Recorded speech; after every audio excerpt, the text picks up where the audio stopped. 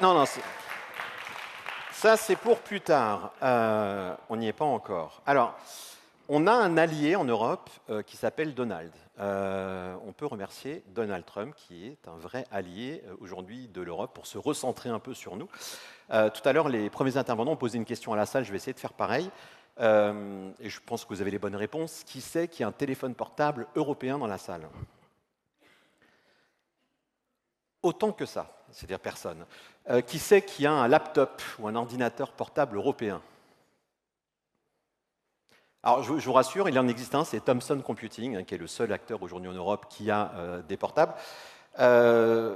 Qui sait qui aujourd'hui utilise des réseaux sociaux européens? Bon, on arrête tout, hein, on rentre. Pourquoi je vous dis ça? Parce qu'on parle beaucoup de souveraineté numérique. Alors, je ne suis pas un ENAM, ça se voit. Je ne suis pas un représentant du syndicat du numérique, ni une association de la French Tech. On nous a promis un champion français de la tech. À l'époque, on a posé 55 milliards d'euros sur la table avec Horizon 2030. On attend toujours, on cherche toujours ce champion européen de la tech. Il y a des pépites, comme nous, en toute humilité, on va le dire aussi. On a eu Mistral, mais on va dire qu'on n'a pas vu émerger ces fameux champions, entre guillemets, de la tech, même si heureusement, Cocorico, on a Ami tout à l'heure avec Laurent Soli, qui était là, ici avec nous.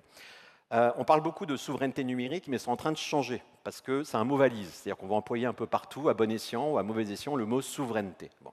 Il faut savoir qu'on a des seuls pays en Europe qui avons cette notion de souveraineté. Quand vous parlez à d'autres pays, ils n'ont pas cette notion, entre guillemets, de souveraineté.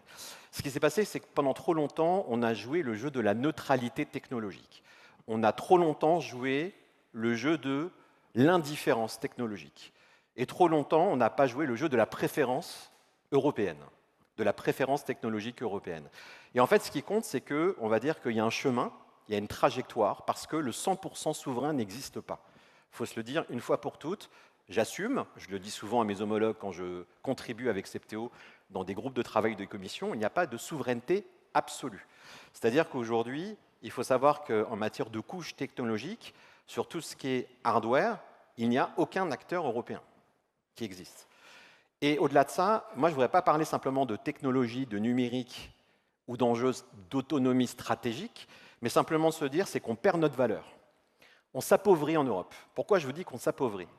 Parce qu'une récente étude a dit qu'on avait près de 80% de nos dépendances en termes d'infrastructures, de technologie, de numérique, qui étaient extra-communautaires. Et quand on voit ça, c'est qu'en fait on se rend compte qu'il y a une vraie fragilité. Parce que tout ça, ça fragilise notre chaîne de valeur numérique en Europe. Et ce n'est pas une chaîne de valeur numérique, c'est une chaîne de valeur économique. Et c'est là où je vous dis qu'on s'appauvrit. Parce que quand vous vous rendez compte que 80% de nos dépendances vont à des acteurs extra-communautaires, ça veut dire que 80% de notre économie, de ce qu'on crée comme richesse, va aussi vers des acteurs extra-communautaires. Donc à un moment donné, il faut se poser aussi la question derrière d'avoir une Europe forte en termes d'actifs, d'assets stratégiques, numériques et digitaux. Ça, c'est la première des choses vraiment fondamentales auxquelles il faut penser aujourd'hui. Et ce qui est génial, c'est que pourquoi je vous dis que Donald est un allié de l'Europe?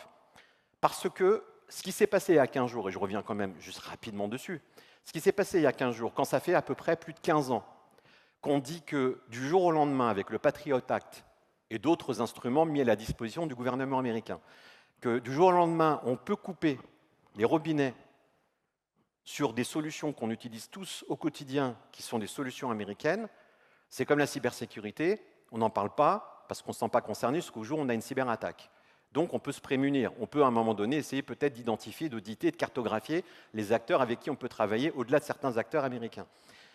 Et ce qu'il faut savoir que quand Claude a lancé Claude Mythos sur justement un allié ou un défenseur des attaques via la cyber, aujourd'hui 70% aussi du marché des solutions de cybersécurité sont des fournisseurs aussi américains. Et ce qui s'est passé il y a à peu près 15 jours, une semaine avant le salon Vivatech, a été pour nous très salvateur. Parce que pour la première fois au monde, on a vu que le gouvernement américain pouvait même à l'oral, il n'y a pas eu de note écrite au départ, pouvait à l'oral demander à un fournisseur, un acteur technologique, à un moment donné, de couper certaines versions pour des gens qui ne sont pas américains, mais surtout jouer le jeu de la préférence nationale. C'est-à-dire que je suis un salarié d'Anthropic, je ne suis pas américain, je n'ai pas accès non plus aux solutions. Donc, pour la première fois dans le monde, on s'est aperçu qu'il y avait en effet à un moment donné des contraintes géopolitiques, technologiques, réglementaires, économiques. Et donc ça, c'est un momentum qui est extrêmement intéressant et important. Et j'avance pour accueillir nos invités. Désolé, je suis passionné par le sujet.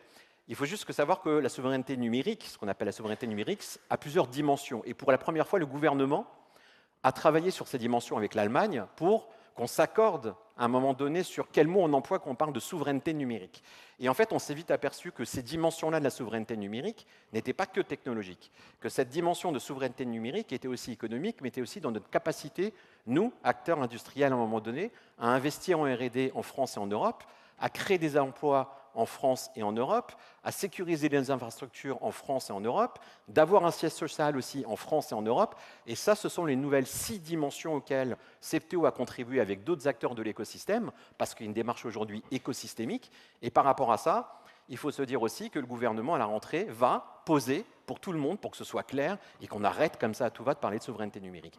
On a parlé, et on appelle ça aujourd'hui la souveraineté numérique, mais à l'heure de l'IA, aujourd'hui, on ne peut pas simplement aborder ça juste comme une question de localisation ou de cloud. Il y a le cloud souverain, il y a l'hébergement européen, il y a des modèles open source, donc je vous encourage bien sûr à y aller. Il y a des infrastructures de confiance aujourd'hui qui sont des sujets essentiels, mais la souveraineté numérique, c'est juste l'horizon. Et c'est le travail qu'on a commencé à faire chez Septéo, on est transparent. On ne dit pas qu'on est 100% souverain, on dit simplement qu'on a fait un travail à horizon 2 ans pour avoir une trajectoire sur l'autonomie stratégique et ce que l'on appelle, nous, la souveraineté d'exécution et la souveraineté d'organisation. Autrement dit, l'idée, ce n'est pas de se dire ici, on va avoir une indépendance totale, mais le but, c'est de se dire aussi qu'on ne va pas subir ces dépendances. Et puis, il y a des systèmes critiques aujourd'hui qui reposent sur nos organisations, dans vos infrastructures et dans les nôtres aussi. Et à partir de là, la question, elle est très simple, puisqu'on va avoir un acteur qu'on va accueillir, qui est un acteur de confiance de cette chaîne de valeur numérique du groupe de Caposte, qui est R24.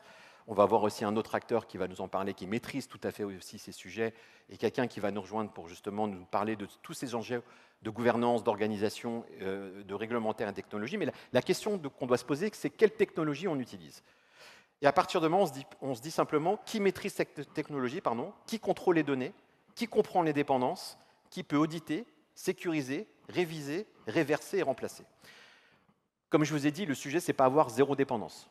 On n'y arrivera pas. Pourquoi? Parce qu'on est dans un monde ouvert. Et dans un monde ouvert, à un moment donné, il y a des interdépendances. Et le cloud, ce n'est pas juste une organisation souveraine à elle seule.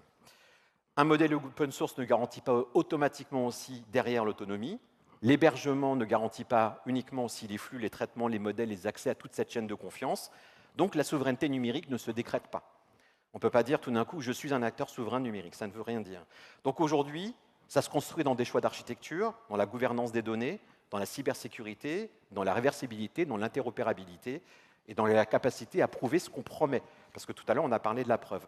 Donc c'est là qu'intervient là, cette notion d'autonomie stratégique numérique qui devient essentielle aujourd'hui à nos métiers. Et donc, comme je vous disais, l'autonomie stratégique, ce n'est pas l'indépendance totale, c'est notre capacité, à un moment donné, à choisir cette technologie, de cette confiance, de cette preuve, pour la restituer à vos clients, vous, parce qu'à un moment donné, c'est ce que vos clients aussi attendent. Et puis parce qu'aujourd'hui, l'IA change d'échelle, et j'en finis dans 30 secondes, voilà, les politiques, ils disent toujours ça, mais comme j'ai un pupitre, désolé, voilà. L'IA ne s'installe pas seulement dans nos outils, elle entre dans nos organisations, dans nos processus, dans nos données, dans nos décisions, dans nos métiers, dans notre chaîne de valeur. Et en gros, la confiance aujourd'hui ce n'est pas une promesse. La confiance aussi, ça se construit, mais la confiance, ça se gagne avec ses clients. La confiance, elle ne se joue pas juste dans les modèles, elle se joue dans toute la chaîne. Données, infrastructures, architecture, supervision et preuves. Donc on doit avoir une confiance derrière gouvernée, documentée, sourcée, sécurisée et réversible, qui sont un vrai levier de confiance. Et c'est là que joue l'avenir de notre organisation pour en finir. J'aime bien placer des mots politiques. Pour en finir, ça veut dire qu'on arrive bientôt à la fin de ma parole. Ça n'engage que moi. C'est quel choix technologique aujourd'hui on doit faire pour garder ce contrôle à l'ère de l'IA, pas seulement pour être plus performant, mais pour être libre dans nos choix, dans nos robustesses, dans nos opérations, et pour être plus responsable à un moment dans nos usages et celles que l'on promet à nos clients. L'IA accélère tout, on l'a vu, la valeur, mais aussi les dépendances, les risques et les angles morts. Le sujet, ce n'est pas d'avoir zéro dépendance, et je le redis, le sujet, c'est de ne plus subir ces dépendances. Et on va avoir un vrai éclairage, parce que c'est l'objectif du Septéo Future Insight, un vrai éclairage de la part de nos invités, que je vais tout de suite appeler à venir nous rejoindre. Charlène Biondi, Christophe Tricot et Camille Petot, donc AR24, vice-présidente de Digital Economy pour Charlène Biondi, et Christophe Tricot de La Forge. Je vous demande de leur faire un tonnerre d'applaudissements. Merci beaucoup.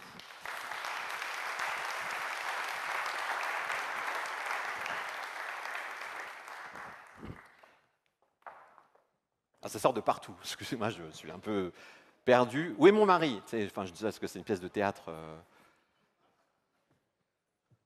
Mais Christophe, tu peux t'asseoir, comme on dit dans la pièce de théâtre. Merci à vous. Alors, Chane, je ne vais pas vous faire l'affront à chaque fois de vous retourner comme ça. Vous allez faire un torticolis et c'est compliqué. Du coup, je vais me déplacer aussi. On va faire ça, si vous le voulez bien, en 3 axes. D'accord? On a travaillé ensemble, bien sûr. Bien sûr. Le premier axe, c'est choisir ces technologies sans subir ces dépendances. Le deuxième axe qu'on va travailler ensemble et qu'on va vous présenter, c'est donner IA et confiance et de la maîtrise de toute la chaîne. Et le troisième axe, ce sera passer de la souveraineté de principe à la souveraineté, à l'autonomie stratégique, donc d'exécution. On va commencer tout de suite. Honneur, je déteste ce truc, je ne vais pas le dire. Je vais commencer tout de suite par Camille Petot. Bonjour Camille. Vous avez un micro juste là. Bonjour. Alors Camille, avec vous, on va parler un peu de l'angle de confiance, de conformité de services critiques. Aujourd'hui, on va dire que vous opérez dans un environnement où la confiance est essentielle. Tout on ne va fait. pas se le redire. AR24 quand même, mesdames et messieurs. Et donc, la preuve et la conformité sont centrales. Quand on parle de souveraineté, justement, d'autonomie stratégique, quels sont, selon vous, les critères technologiques qui comptent vraiment pour un service numérique critique? Alors, c'est effectivement une bonne question qu'on se pose tous. Et je dirais que le premier réflexe, souvent, c'est de penser surtout à l'infra, au cloud. Et c'est souvent le premier réflexe qu'on a. Sauf que, comme vous le disiez, Dan, en entrée, dans votre pitch introductif, il y a beaucoup de dimensions qu'il faut prendre en compte. Il y a les infras, il y a les applicatifs, il y a la data, il y a l'IA, il y a même la gouvernance, il y a la relation avec les fournisseurs. Enfin, il y a beaucoup de choses à prendre en compte quand on veut finalement mesurer notre résilience numérique. Et donc, j'ai envie de vous parler de... Vous avez peut-être entendu parler déjà de ce projet, enfin, c'est plus un projet d'ailleurs, hein, de cet indice, cette nouvel indice de résilience numérique que la Caisse des dépôts et consignations a officiellement lancé, je crois, au mois de janvier. Et pour le dire de manière très simple et très imagée, c'est un petit peu le Nutri-Score de la résilience numérique et qui a pour objectif d'aider les entreprises finalement à savoir, voilà, comme dans le Nutri-Score, hein, on sait si on peut manger, si c'est bon à manger ou pas bon à manger, et ensuite on fait son choix, on décide ou pas d'acheter le paquet de Mikado. Et bien là, de la même manière, l'idée c'est d'avoir un indice qui permet comme ça de scorer et de choisir voilà, si on va utiliser telle ou telle solution, tel ou tel fournisseur. Mais ça permet aussi à des entreprises, comme par exemple AR24, hein, d'avoir son propre diagnostic de ses propres solutions. Parce que finalement, à la question quel est votre niveau de souveraineté aujourd'hui, vous disiez en introduction tout à l'heure, c'est difficile à savoir. On ne peut pas dire que le 100% souverain existe. Il y a toujours un endroit où on n'est pas 100% souverain. Mais pour autant, alors chez DocaPost, je pense qu'on est presque 100% souverain, voire 100% souverain sur certaines solutions. Mais pour autant, ce qui est important, c'est de le savoir. Et de savoir ensuite, vous parliez d'une trajectoire, effectivement, de savoir où on en est et de savoir sur quoi on veut agir. Et où est-ce qu'on accepte, on assume de ne pas être souverain à tel et tel endroit, mais parce qu'on sait qu'on va pouvoir ensuite agir ou qu'on va pouvoir éventuellement se séparer d'un fournisseur assez facilement, par exemple, et qu'à d'autres endroits, on ne l'assume pas du tout. Donc, voilà, cet indice de résilience numérique, nous, DocaPost, on est partenaire de ce projet avec la Caisse des dépôts et l'association qui a été créée à cette occasion, alors je ne sais plus exactement l'ADIR, je crois que ça s'appelle. C'est-à-dire qu'on a participé à la définition de la grille des indices, de ce qui allait être mesuré. On a participé à la définition, on fait partie de quelques entreprises qui la testent elles-mêmes aujourd'hui sur certaines de leurs solutions. Et l'objectif, c'est d'avoir cette grille. Il y aura des entreprises qui seront labellisées pour pouvoir auditer les entreprises. Et donc, c'est le pari aussi, c'est de se dire, voilà, cet indice nous permettra de mesurer notre niveau de résilience et de souveraineté, et donc d'examiner des critères technologiques, mais pas que, vraiment une vision 360 de cette résilience numérique. Donc critères très objectifs, et en fait on parlait d'objectivité tout à l'heure avec Laurent Soli, notamment sur la preuve, et merci beaucoup parce que je trouve que c'est une excellente initiative. Vous pourriez inspirer prochainement un IA score aussi sur pas mal de critères. Ça. Christophe, on va parler un peu d'angle IA, produit, open source, stack technique, si vous le voulez bien. Si vous ne voulez pas, on n'en parle pas, mais ok, on y va.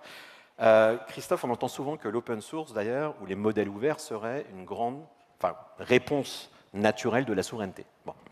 Dans la pratique, parce que maintenant c'est intéressant pour les gens qui sont là et qui nous suivent, qui nous écoutent et qui nous regardent avec attention, dans la pratique, est-ce que c'est vraiment une garantie d'autonomie ou seulement c'est un point de départ ? Bonjour à toutes et à tous, et je suis déjà très, très heureux de pouvoir échanger avec vous sur ces sujets qui sont effectivement importants. Effectivement, le camarade Donald nous oblige à nous poser les bonnes questions. J'ai envie de répondre non à la question aux 2 points. Ce n'est pas forcément un point de départ et ce n'est pas forcément une garantie. Je m'explique. Ce qui est important avec les techniques d'intelligence artificielle, et moi je parle du côté des faiseurs quelque part, parce que notre métier, nous, c'est de concevoir, développer et lancer des produits d'IA, donc ces questions-là, on se les pose. Je veux dire que ce n'est pas forcément un point de départ parce que quand on veut lancer une nouvelle activité, quand on veut explorer des nouveaux usages, on ne peut pas être plus royaliste que le roi. Donc on va faire comme beaucoup on a fait, on a démarré avec ChatGPT et autres, et on va commencer peut-être avec des choses qui ne sont pas souveraines au sens où on peut l'entendre. Ceci dit, c'est bien de faire, et ce qui a été dit en introduction, moi, me plaît bien, de se dire on a une trajectoire qui doit nous rendre plus souverains derrière ça. Ça, c'est pour le premier volet. Et pourquoi ce n'est pas une garantie non plus? Parce qu'en fait, et ça a été dit plusieurs fois, c'est que l'intelligence artificielle, de manière générale, peu importe la technique d'intelligence artificielle, ce n'est jamais une aventure solitaire, c'est une aventure collective. On a parlé de l'infra, on a parlé de l'énergie pour les faire fonctionner, on a parlé des microprocesseurs, on parle de la donnée, on parle des applications, on parle de tellement d'acteurs que, effectivement, cette souveraineté n'est pas possible parce qu'elle est purement théorique. Donc ce n'est pas une garantie. Maintenant que j'ai dit non, j'ai envie de dire oui. Parce qu'effectivement, si on pense, non pas en termes de souveraineté, mais en termes de responsabilité qu'on a quand on crée un produit, de se dire comment moi je m'assure, et c'est ma responsabilité d'avoir quelque chose qui s'inscrit dans le temps, qui est fiable dans le temps, qui génère de la valeur pour les individus et les sociétés, quel choix je dois faire. Et effectivement, les modèles, alors on dit les modèles open source. En fait, c'est les modèles de poids ouvert. Je fais juste un petit point là-dessus. Qu'est-ce qu'on met d'ailleurs de open source? Ouais. Et d'ailleurs, open source, le principe d'open source, si je prends une analogie, c'est de se dire j'achète un moteur ou je prends un moteur, j'ai les plans du moteur. Ok, très bien. Mais on n'est pas forcément très souverain par rapport à ça. Je dois être capable de le réparer, le moteur aussi.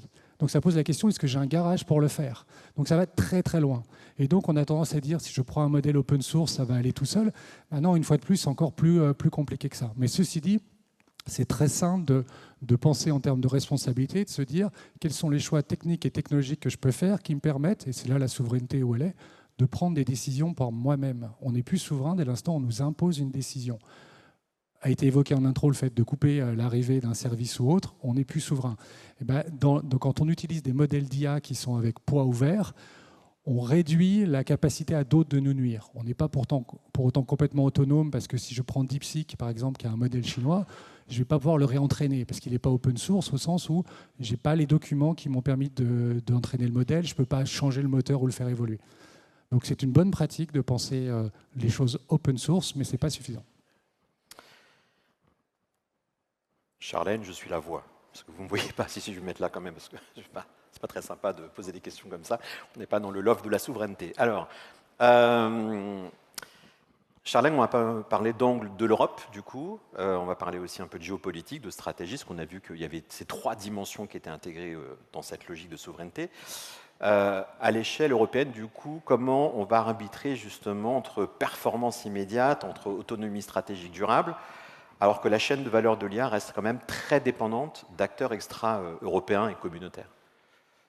Oui, je crois que la première chose à rappeler, et qui ressort très clairement des 2 interventions de Camille et de Christophe, c'est que le choix est, j'allais dire, moins binaire qu'il en a l'air. C'est-à-dire qu'il n'est jamais vraiment question dans la réalité de passer soit sous pavillon IA américain, soit, et donc, au nom de la performance, soit d'adopter une solution 100% européenne qui, malheureusement, n'existe pas encore. Mais qui peut être très performante comme challenge, je me permets. Je vais dire 100%, parce que voilà. Et en réalité, et c'est plutôt une bonne nouvelle, la chose est toujours plus nuancée, parce que quand on regarde les organisations qui déploient de l'IA agentique dans les entreprises, elles le font sur différentes couches. Et donc ça va évidemment de l'infrastructure de calcul au modèle, à tout ce qui est orchestration, donc la couche sémantique, la plateforme agentique, les connecteurs. Et sur chacune de ces couches, on a des histoires, mais aussi des enjeux de dépendance qui sont extrêmement différents. Alors, on parle beaucoup des deux couches profondes, entre guillemets, qui sont l'infrastructure de calcul et les modèles. Et déjà, sur ces deux couches-là, on voit qu'il y a des asymétries énormes. Alors, sur le calcul, vous l'avez déjà dit, Christophe, l'Europe est en retard, entre guillemets.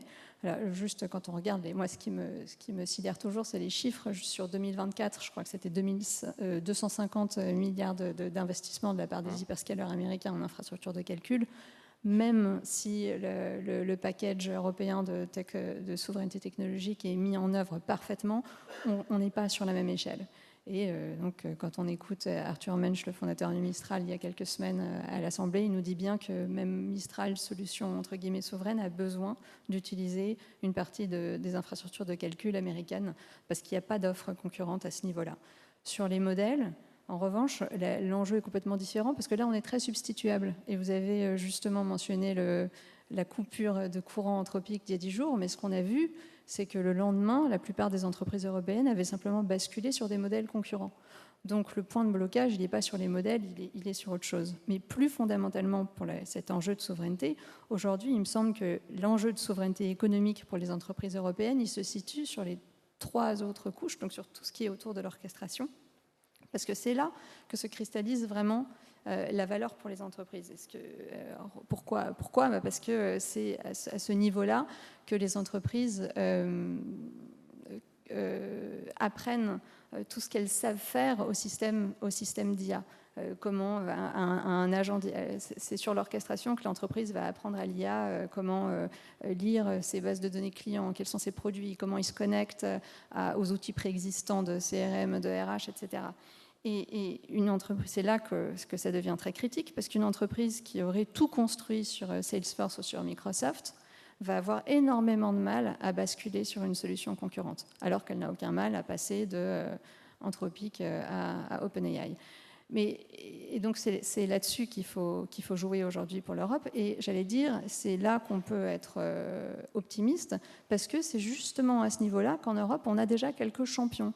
D'ailleurs, il y en a au moins deux qui sont français, c'est Prism AI et Dust. Et l'allemand, dont j'arrive jamais à me souvenir du nom, mais N8N, c'est ça. N8N, oui.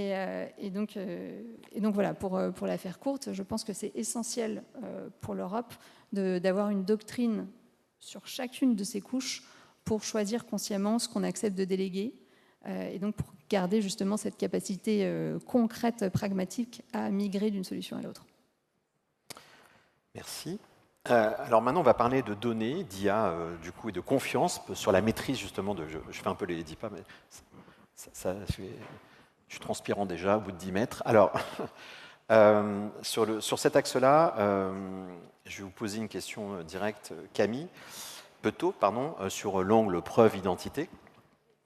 Donc, du coup, dans un service numérique de confiance, aujourd'hui que vous pilotez, la donnée, ce n'est pas seulement une information, qu'on soit d'accord.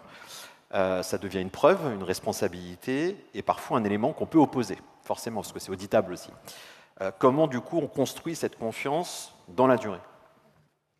Alors, effectivement, si on prend l'exemple d'AR24, on va avoir de la donnée qui va vraiment servir de preuve, mais au sens propre, premier du terme, puisque le recommandé électronique, on a des preuves de dépôt, des preuves de distribution, des preuves de non-remise, etc. Et donc, c'est à cet endroit-là qu'on va capter de la data qui va être essentielle ensuite dans les usages métiers qui vont être faits par les acteurs de la PropTech notamment, qui vont avoir besoin de démontrer que ça a été envoyé tel jour, à telle heure, à telle personne, sur telle adresse email, etc., réceptionné, etc. Donc, la donnée à cet endroit-là, elle est vitale dans notre service. Notre service est fondé là-dessus. Donc, comment on fait pour que nos clients nous confient leurs données avec confiance ? Je dirais que ça s'appuie, donc on va, au-delà de collecter la donnée, on va s'appuyer sur 3 piliers. Ça va être la qualité de la donnée, le cycle de vie de la donnée et la gouvernance de la donnée. Donc, c'est des basiques, mais en fait, c'est finalement les basiques qui font qu'on gagne la confiance des clients, parce que la confiance, ça ne se décrète pas, ça se prouve. Donc, la qualité de la donnée, la façon dont on va récolter la donnée, les référentiels qu'on va mettre en place, le cycle de vie de la donnée, comment on va la faire vivre. Je pense que vous savez que pour beaucoup, les documents vont être, par exemple, conservés pendant 10 ans.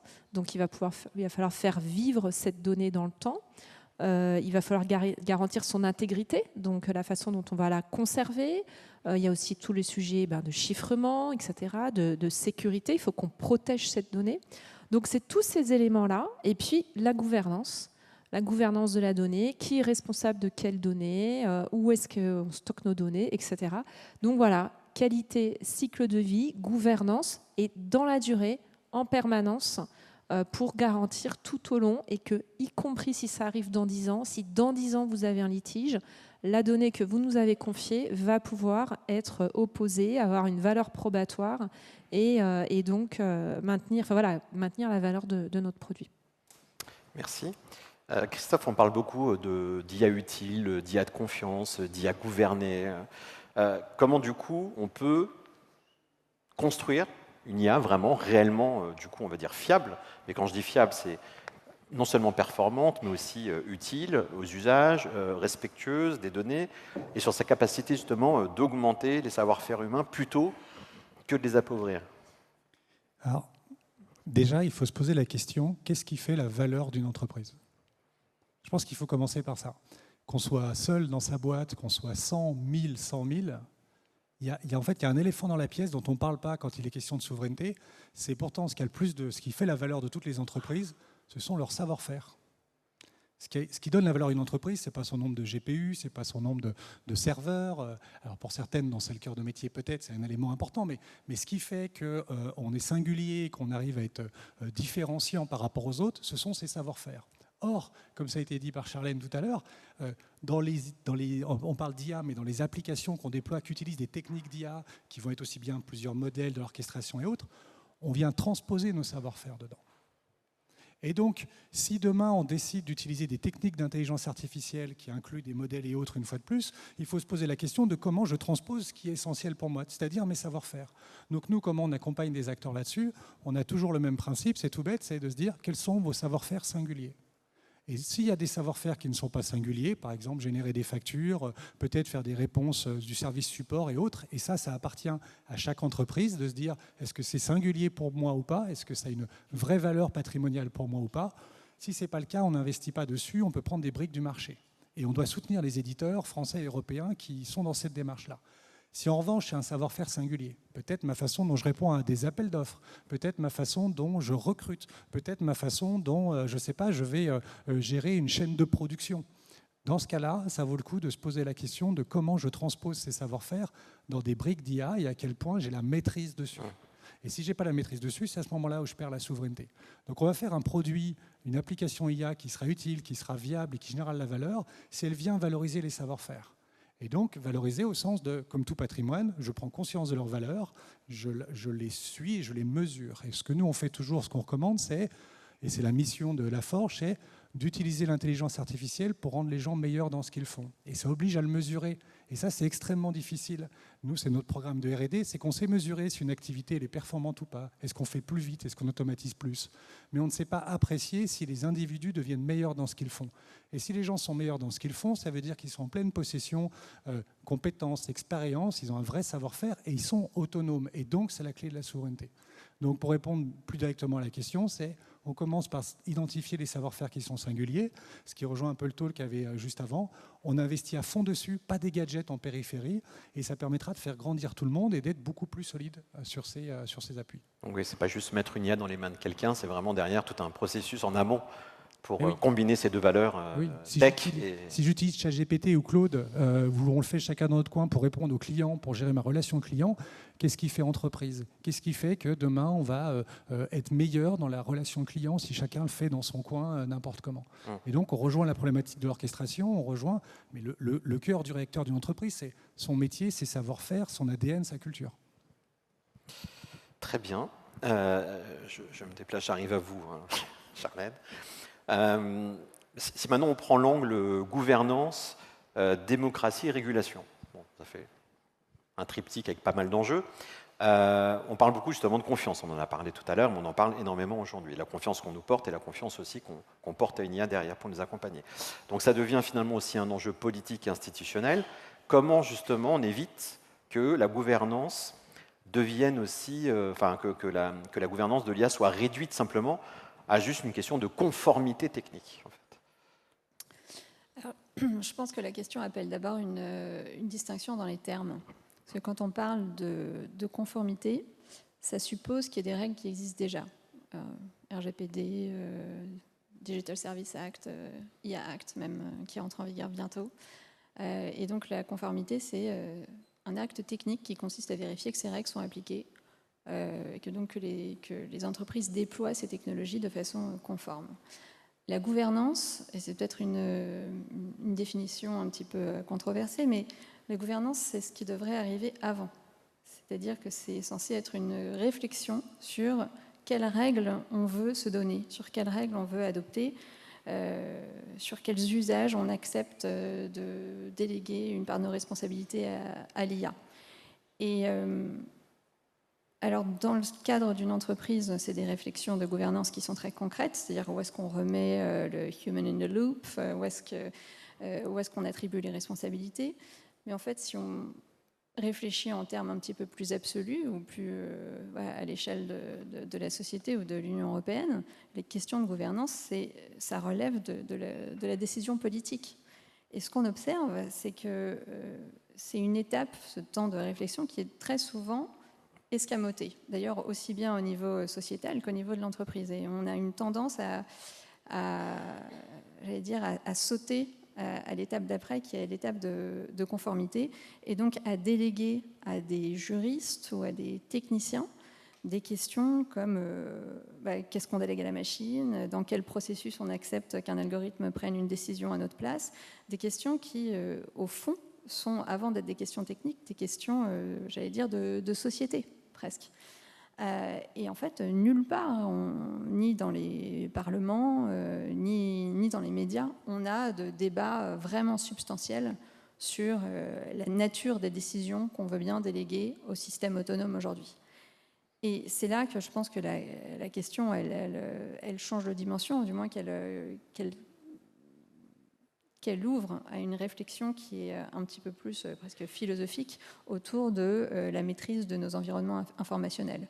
Alors ce que je veux dire par là, c'est que quand on commence à normaliser les usages de l'IA générative, agentielle, et que finalement on a de plus en plus d'agents IA qui vont résumer des dossiers juridiques, qui vont faire des recommandations médicales, même si c'est qu'une recommandation, ça compte, qui vont intermédier de plus en plus de processus décisionnels dans les entreprises, ce qui circule comme savoir, ce qui circule comme connaissance, dans certains cas, ce qui circule comme élément de preuve ou élément opposable, c'est de plus en plus, dans les faits, médiatisé par des systèmes, donc, déjà, qui ne sont pas souverains, on a passé 3 quarts d'heure à le dire, mais dont le fonctionnement, les biais possibles, voire presque les inclinations, nous restent quand même largement opaques.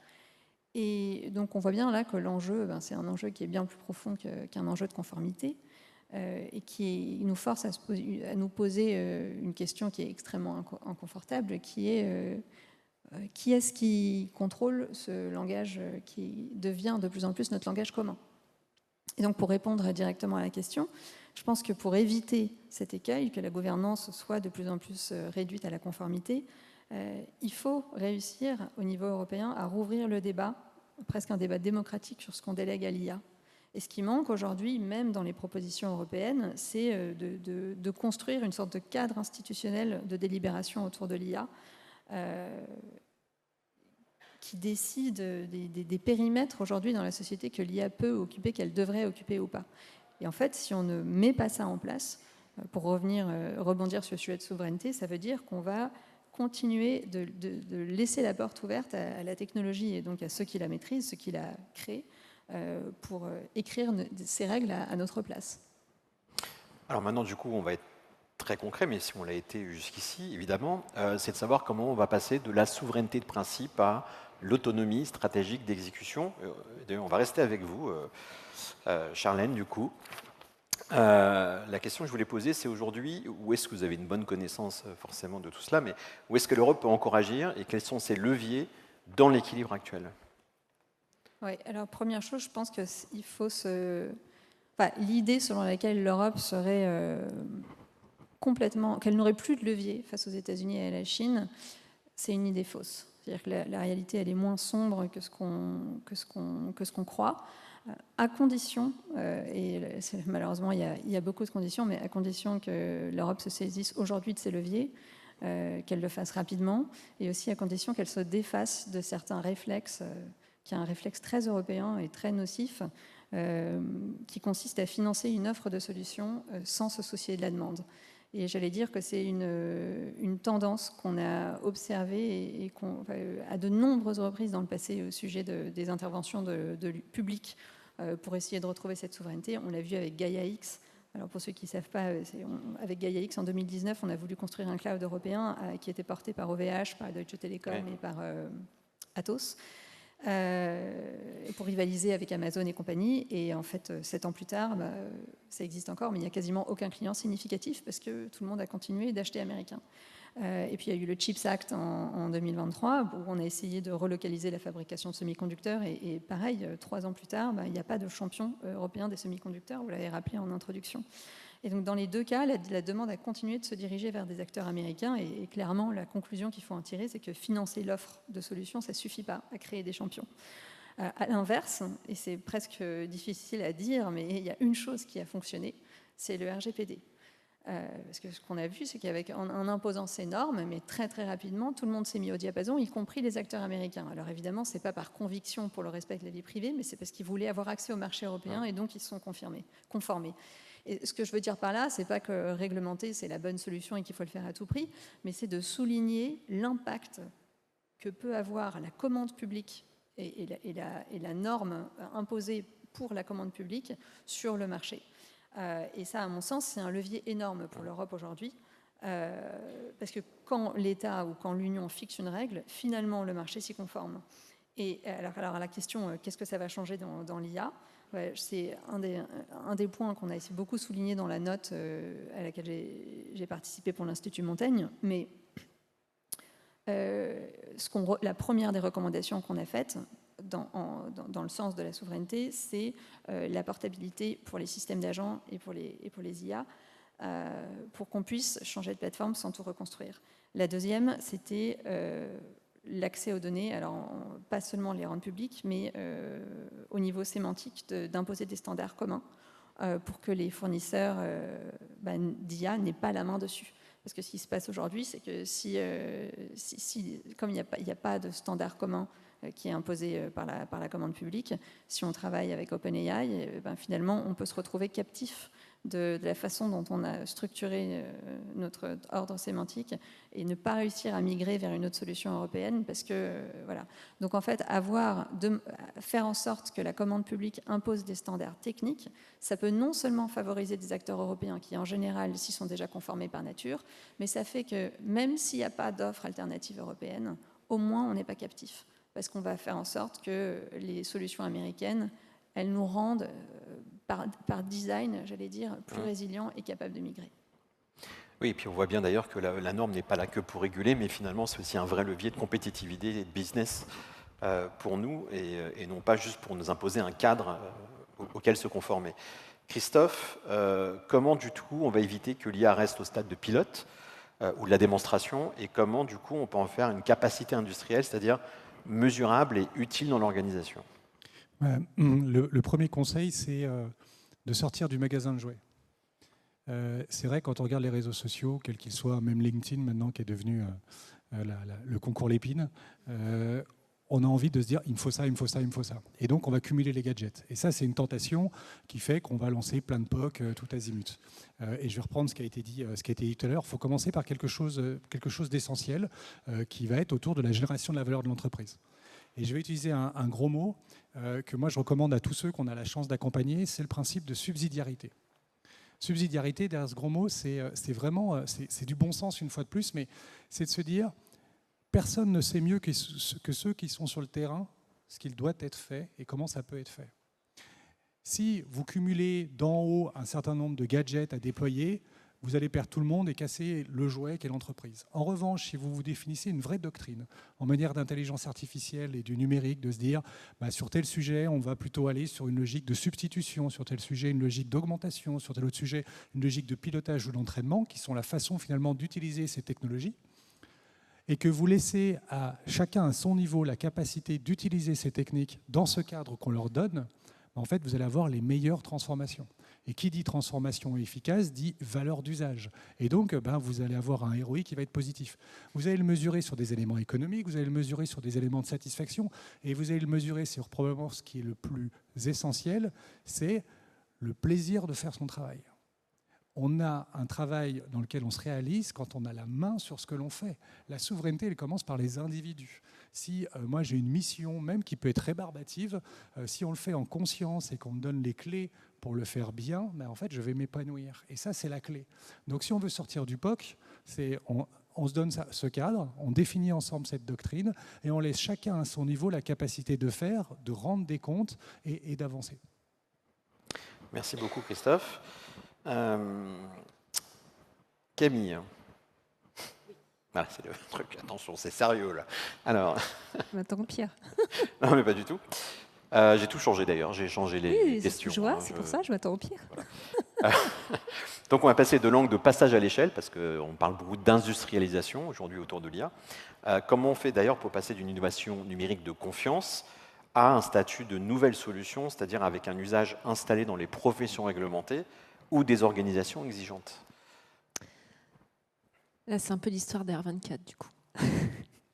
Mais effectivement, à R24, l'innovation, elle date d'il y a déjà 10 ans. L'entreprise a 10 ans, avec cette première offre de lettres recommandées électroniques. Donc, on était vraiment dans l'innovation.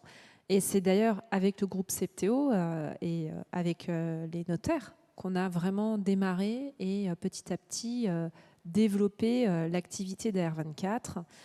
Et on est effectivement, on a bien grandi, donc on va dire qu'on est passé à l'échelle.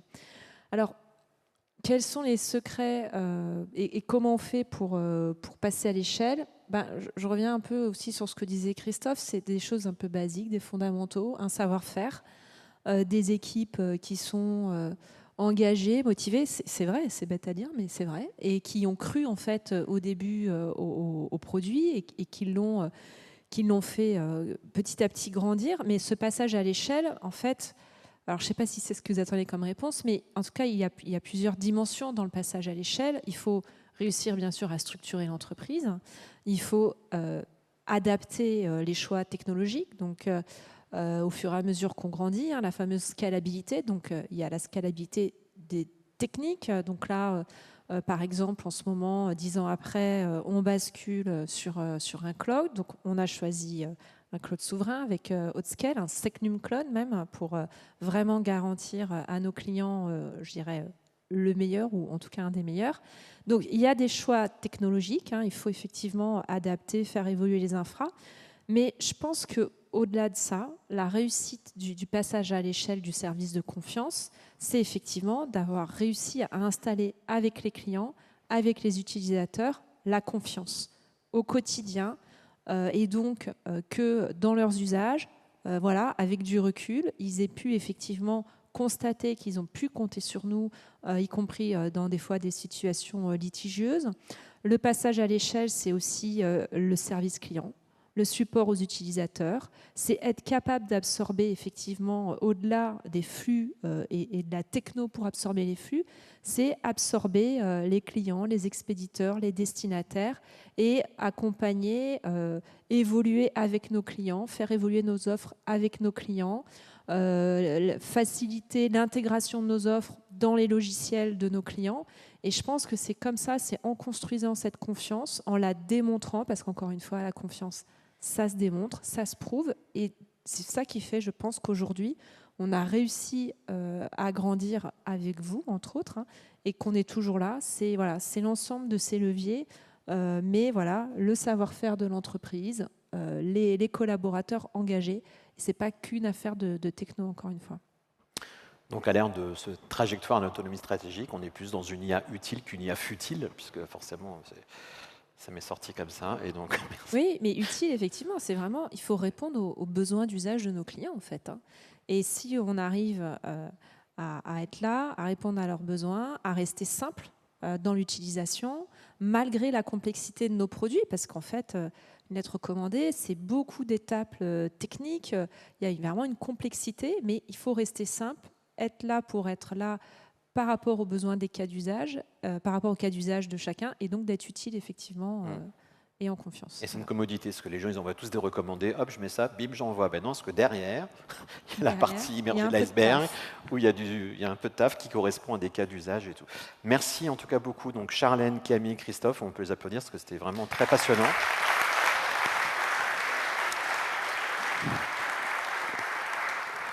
Vous restez un peu avec nous ou vous partez tout de suite? Vous restez un peu Oui. Ok, d'accord.